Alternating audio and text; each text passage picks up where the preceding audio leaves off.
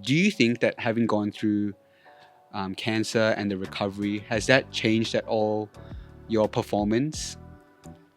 I think for sure. I mean, apart from, I mean, you spoke about having that energy is not quite the same, but Yeah. how about the way that you feel the character? I don't think it has changed my so much the interpretation of the character, but it has changed my enjoyment of being on stage. Okay. I think I am a lot more relaxed. Yeah. I know my character is not very relaxed, but I am more relaxed. I'm having more fun. Yeah. And my relationship with acting and why I do it has also evolved in a positive way. Yeah. I would say that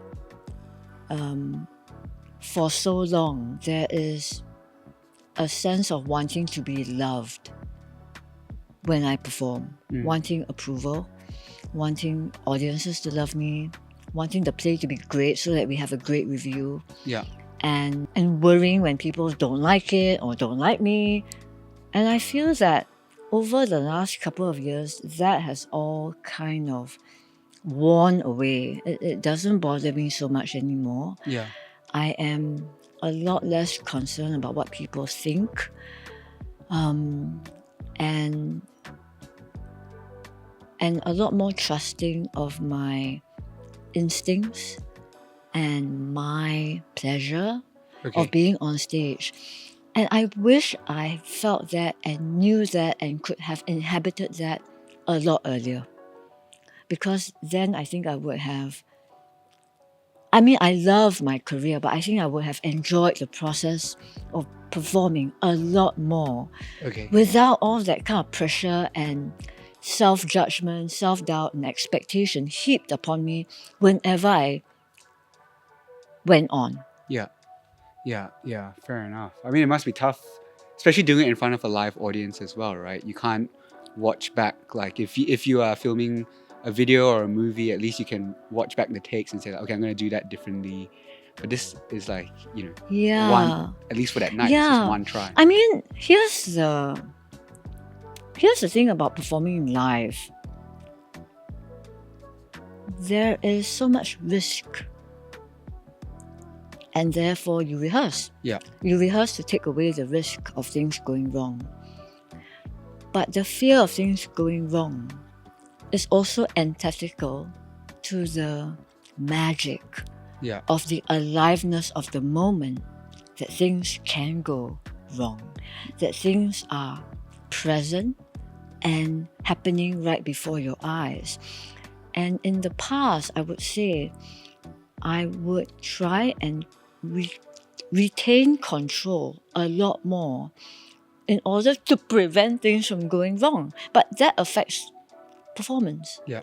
And now I feel I'm a lot more open to my enjoyment of being in the moment. But that might mean things might go a little bit awry, but enough for me to feel I'm still in control, but not to prevent the enjoyment. I don't know how else to explain it, but it's kind of like when you want too much control, you're no longer present. Okay.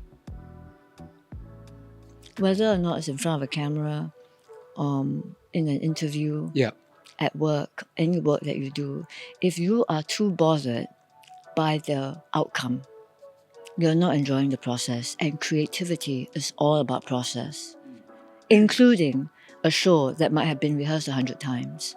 Yeah, interesting. I wondering about that. Do you have a preference for theatre or for movies, film? Because, if I was in your shoes, for example, coming back from, having a procedure on my tongue, maybe a bit of, and sorry if I'm putting, psychoanalyzing you, maybe a bit of insecurity about how I sound like, theatre wouldn't be my first choice. I want to do something like a film where it can be edited.